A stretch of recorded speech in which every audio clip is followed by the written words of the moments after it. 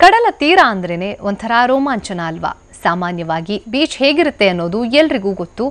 ಎತ್ತ ನೋಡಿದ್ರೂ ಕಾಣಸಿಗೋದು ಬರೀ ನೀಲಿನ ಅಲೆಗಳ ನರ್ತನ, ಕಣ್ಣು ಹಾಯಿಸಿದಷ್ಟು ಅಳತೆಗೆ ಸಿಗದ ಮರಳಿನ ರಾಶಿ. ಆದರೆ ನಾವು ನಿಮಗೆ ತೋರಿಸೋ ಈ ಬೀಚ್ ಇದೆಲ್ಲದಕ್ಕೂ ತದ್ವಿರುದ್ಧ.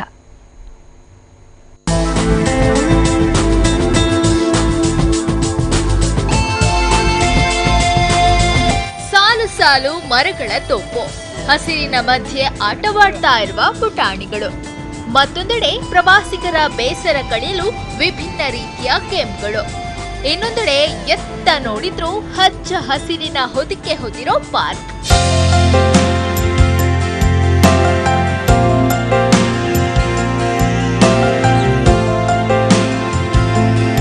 ಇಲ್ಲಿ ಏನುಂಟು ಏನಿಲ್ಲ ಹೇಳಿ, ಆದ್ರೆ ಇದು ಉದ್ಯಾನವನವಲ್ಲ, ಬದಲಿಗೆ ಇದು ಕಡಲ ಕಿನಾರೆ.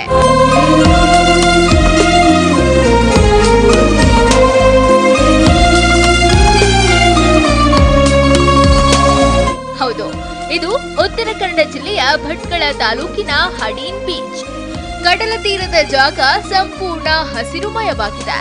ಪಾರ್ಕ್ನ ವ್ಯೂ ಪಾಯಿಂಟ್ ನಿಂದ ನಿಂತು ನೋಡಿದ್ರೆ ನೀಲ ಕಡಲಿನ ಅದ್ಭುತ ದರ್ಶನವಾಗುತ್ತೆ.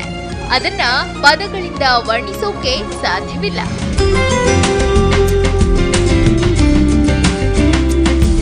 ಭಟ್ಕಳ ಪಟ್ಟಣದಿಂದ ಸುಮಾರು 9 ಕಿಲೋಮೀಟರ್ ದೂರದಲ್ಲಿರುವ ಹಡೀನ್ ಕಡಲ ತೀರವನ್ನ ಈ ಹಿಂದೆ ಹೂವಿನ ಮಡಿ ಕಡಲ ತೀರ ಅಂತ ಕರೀತಾ ಇದ್ರು. ದಟ್ಟ ಅರಣ್ಯದ ನಡುವೆ ಇದ್ದ ಕಡಲ ತೀರದ ಪರಿಚಯ ಮೊದಲು ಪ್ರವಾಸಿಗರಿಗೆ ಇರಲೇ ಇಲ್ಲ. ಕಾಡಿನ ಮಧ್ಯೆ ಇರೋ ಈ ಬೀಚ್ ಅನ್ನ ಸಾರ್ವಜನಿಕ ಮುಕ್ತ ಮಾಡಲು ಮುಂದಾದ ಅರಣ್ಯ ಇಲಾಖೆ ಕಡಲ ತೀರಕ್ಕೊಂದು ಹೊಸ ರೂಪ ನೀಡಿದೆ. ಹಡೀನ್ ಬೀಚ್ ಅನ್ನ ಎಕೋ ಬೀಚ್ ಅಂತ ನಾಮಕರಣ ಮಾಡಿ ಪ್ರವಾಸಿಗರಿಗೆ ಎಲ್ಲಾ ರೀತಿಯ ಸೌಲಭ್ಯವನ್ನ ಒದಗಿಸಿಕೊಟ್ಟಿದೆ.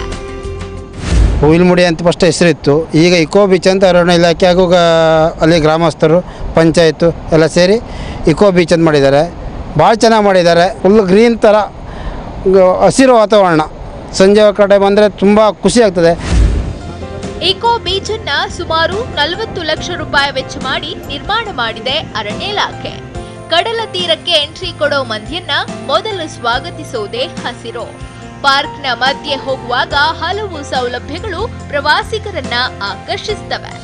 ವಾಕಿಂಗ್ ಪಾತ್, ಕಡಲನ್ನ ನೋಡೋಕೆ ವ್ಯೂ ಪಾಯಿಂಟ್, ಅಲ್ಲಲ್ಲಿ ಕುಳಿತು ವಿಶ್ರಾಂತಿ ಪಡೆಯಲು ಕುರ್ಚಿಗಳು, ಮರದ ಬುಡದಂತೆ ಕಾಣುವ ಶೌಚಾಲಯ, ಹೀಗೆ ಎಲ್ಲ ಸೌಲಭ್ಯವೂ ಇಕೋ ಬೀಚ್ ನಲ್ಲಿವೆ.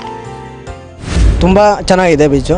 ಮತ್ತು ಫ್ಯಾಮಿಲಿ ಸಮೇತ ಬರ್ಬೋದು. ಇಲ್ಲಿ ಫ್ಯಾಮಿಲಿಯಿಂದ ಬಂದರೆ ಒಳ್ಳೆ ರೀತಿಯಿಂದ ಇದು ಯಾವುದೇ ಒಳ್ಳೆ ಗಾಳಿ ಎಲ್ಲ ವ್ಯವಸ್ಥೆ ಇದೆ. ಮತ್ತು ಇಲ್ಲಿ ವ್ಯೂ ಪಾಯಿಂಟ್ ಇದೆ, ಇಲ್ಲಿ ನಿಂತ್ಕೊಂಡ್ರೆ ಇಡೀ ಸುತ್ತು ನೋಡ್ಬೋದು. ಮುಂಡೊಳ್ಳಿಯಿಂದ ಹಿಡಿದು ಈ ಕಡೆ ಗೋರ್ಟೆ ಇದೆಲ್ಲ ನೋಡ್ಬೋದು ಇಲ್ಲಿ.